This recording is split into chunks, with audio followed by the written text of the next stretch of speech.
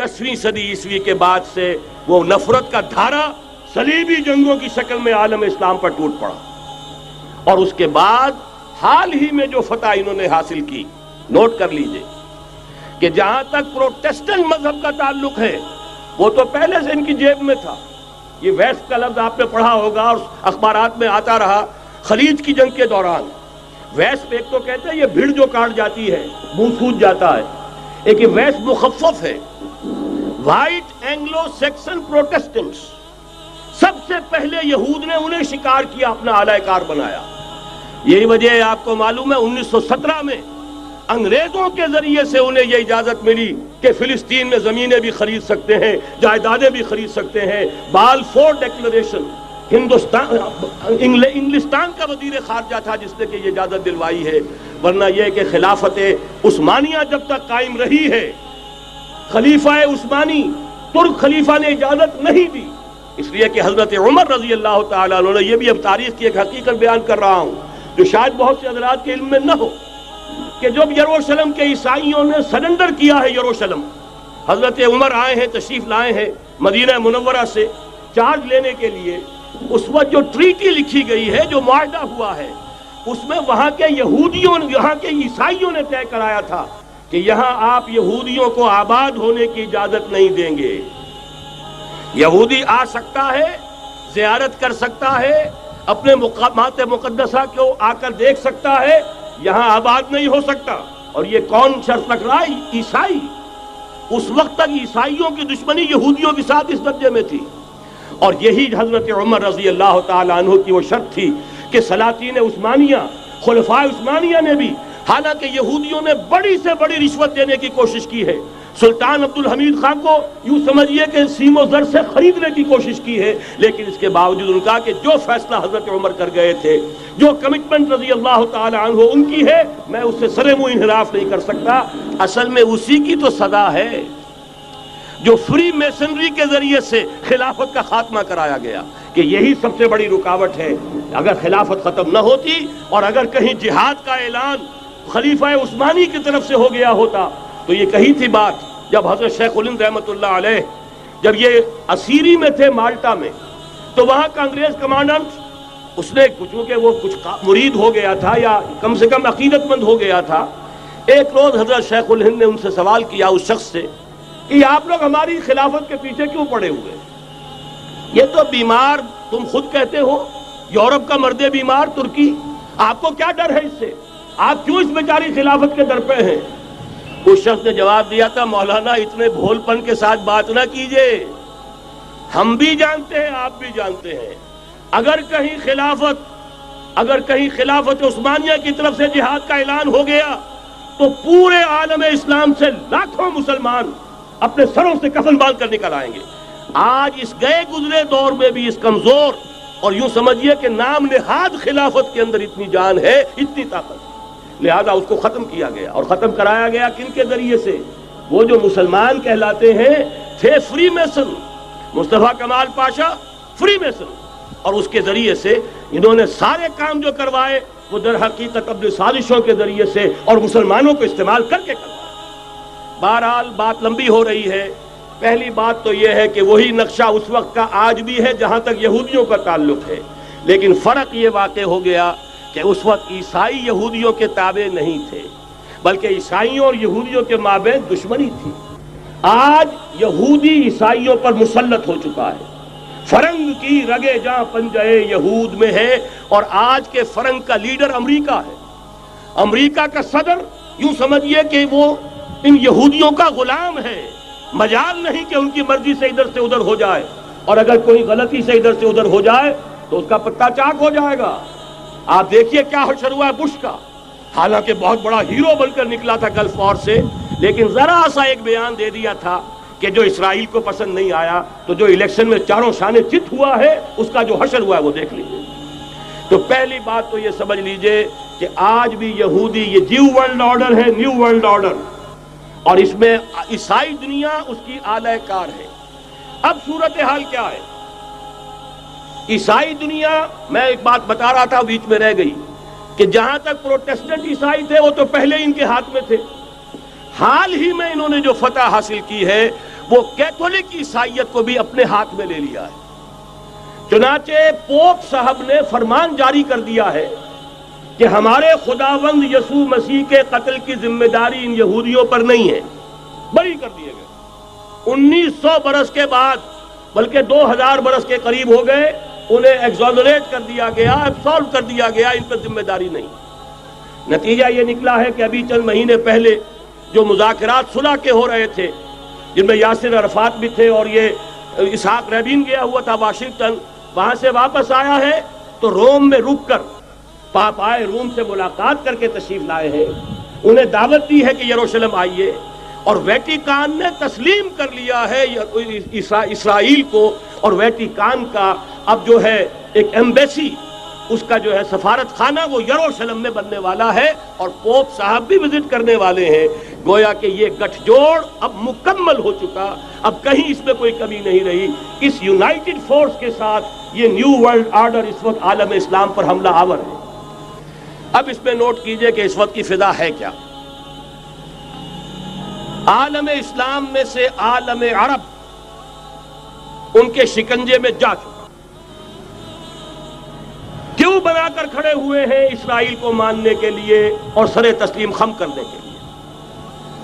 انہیں بلا کر میڈرڈ میں پیش کیا گیا یہودیوں کے سامنے کہ تم جن کے ساتھ ایک ٹیبل پر بیٹھنے کو تیار نہیں تھے، میڈرڈ میں آؤ، آؤ اپنا قبرستان دیکھو، یہ اسپین کی سرزمین جہاں تم نے 800 برس حکومت کی تھی، یہ تمہارا قبرستان، یہاں آؤ اور بیٹھو اور ان کے ساتھ بات کرو۔ گئے تھے کہ نہیں تمام فرنٹ لائن سٹیٹس میڈرڈ میں؟ حالانکہ کوئی بین الاقوامی کانفرنس کبھی میڈرڈ میں نہیں ہوئی، یا تو یہ واشنگٹن میں، بعد میں وہ سارے معاملات واشنگٹن میں چلے، شروع وہاں سے کیا۔ اس لیے کہ نیوز ویک کا کچھ عرصے پہلے کور سٹوری جو تھی 1992 is the year of Spain. Why? 1592 was the year of the fall of Granada.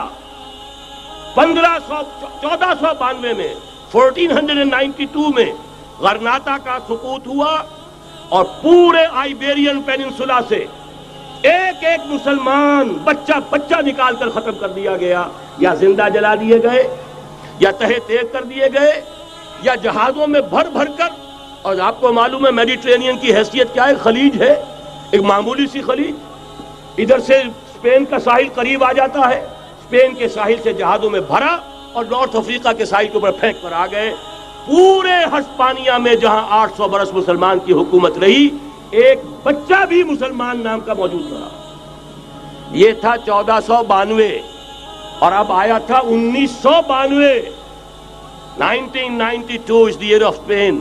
اسی لیے ورلڈ اولمپکس رکھے گئے، وہاں دلہن کی طرح سجایا گیا ہسپانیہ کو، اور بلایا گیا، طلب کیا گیا، سمن کیا گیا تمام دول عرب کو، آؤ یہاں بیٹھو، اور یہاں بیٹھ کر اپنے ان یہودی دشمنوں کے ساتھ مصالحت کی بات شروع کرو۔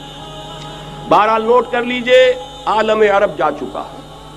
کوئی دن کی بات ہے، میں سنسنی پیدا نہیں کرنا چاہتا، لیکن حالات اور واقعات سے نگاہیں بند کرنا بھی کوئی دانش مندی کی بات نہیں ہے۔ یہ ایودھیا کی مسجد شہید کی گئی، ابھی یہ ایک بہت بڑا مزار جو ہے شہید کیا گیا، اور اس کے ساتھ کئی مسجدیں شہید کی گئی۔ یہ سب کیا ہے؟ یہ مسلمانوں کی نفس دیکھی جا رہی ہے کہ کوئی غیرت اور حمیت نام کی کوئی شے باقی ہے۔ جیسے علامہ اقبال نے وہ نظم لکھی تھی، عبد القادر روہیلا بڑا ظالم جفاجو کینہ پرور تھا، لیکن یہ کہ اس نے جو ایک ٹیسٹ لیا تھا کہ وہ جو عورتیں ہیں تیموری خاندان کی، ان میں کوئی رمق رہ گئی ہے؟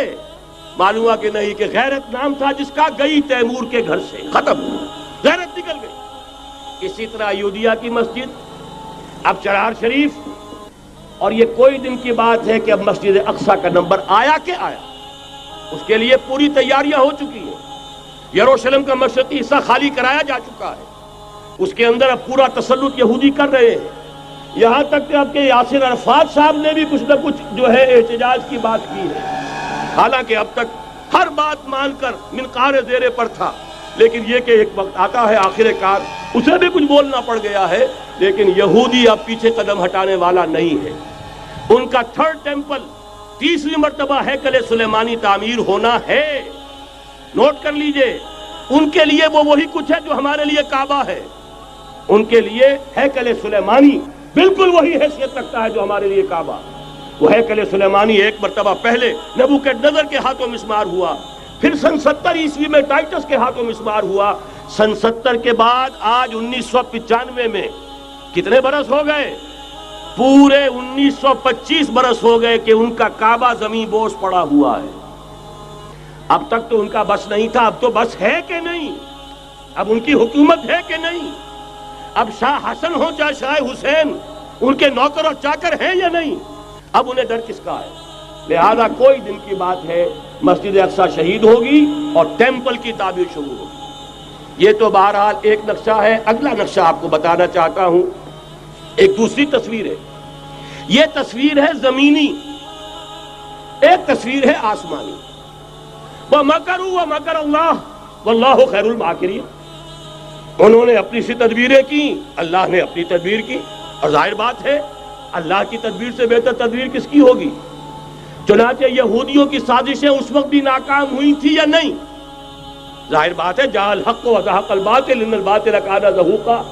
لہذا یہ آیتیں دونوں اعلان کر رہی ہیں کہ یہودیوں کی سازشیں بالآخر ناکام ہوں گی اور دین حق کا بول بالا ہو کر رہے گا. یہ تو ان آیتوں سے ظاہر ہے. یریدون لیطفئوا نور اللہ بافواہہم واللہ متم نورہ ولو کرہ الکافرون. یریدون ان یطفئوا نور اللہ بافواہہم ویابى اللہ الا یتم نورہ ولو کرہ الکافرون. هو الذی ارسل رسولہ بالہدى ودین الحق لیظہرہ علی الدین کلہ ولو کرہ المشرکون. اللہ نے تو بھیجا ہی ہے اپنے رسول کو اس فیصلے کے ساتھ اور یہ ذمہ داری اور مشن دے کر کہ جو دین حق آپ کو دے کر بھیجا جا رہا ہے اسے غالب کیجئے، نافذ کیجئے، قائم کیجئے. اس مشن کے ساتھ بھیجا جا رہا ہے اور وہ بہرحال آیا جاء الحق وزهق الباطل ان الباطل کان زهوقا. لیکن نوٹ کرنے کی بات یہ ہے، ذرا یہاں تھوڑا سا تحمل کے ساتھ غور کیجئے گا، کہیں میرے خلاف کوئی فتویٰ دینا شروع کر دیں. کیا حضور کا مقصد بعثت اس وقت مکمل ہو گیا تھا؟ ایک درجے میں ہو گیا کہ جزیرہ نما عرب پر اللہ کے نور کا بھی اتمام ہو گیا، اللہ کا دین بھی غالب ہو گیا. ہو گیا کہ نہیں ہو گیا؟ لیکن کیا محمد الرسول اللہ صرف عرب کے لیے بھیجے گئے تھے؟ قرآن کہتا ہے ببانگ دہل وما ارسلناک الا کافۃ للناس بشیرا ونذیرا. اے محمد صلی اللہ علیہ وسلم، ہم نے نہیں بھیجا ہے آپ کو مگر پوری نوع انسانی کے لیے بشیر اور نذیر بنا کر. تو جان لیجئے کہ یہ مقصد بعثت محمدی صلی اللہ علیہ وسلم بتمام و کمال اس وقت پورا ہوگا جب کل عالم انسانیت پر، کل روئے ارضی پر اللہ کا دین اسی طرح غالب ہو جائے گا جس طرح کہ محمد رسول اللہ والذین معہ صلی اللہ علیہ وسلم ورضی اللہ تعالی عنہم اجمعین، ان کے ہاتھوں سے، ان کے ایثار سے، ان کی قربانیوں سے، جن کا نقشہ آپ کے سامنے مولانا کھینچ چکے ہیں، ان کے اثار، ان کی قربانیاں، ان کی محنت، ان کی جفاکشی، ان کی سرفروشی، ان کے جان تن من دھن لگا دینے کے نتیجے میں جیسے اس وقت غالب ہوا تھا کل روئے ارضی پر غالب ہوگا، تب کہیں جا کر مقصد بعثت محمدی مکمل ہوگا. یہی وجہ ہے اقبال نے کہا تھا وقت فرصت ہے کہاں، کام ابھی باقی ہے، نور توحید کا اتمام ابھی باقی ہے. لیکن ساتھ ہی خوشخبری بھی دی تھی، یہ چمن معمور ہوگا نغمہ توحید سے. آئے گا وہ دور، یہ چمن معمور ہوگا نغمہ توحید سے، لازماً آ کر رہے گا.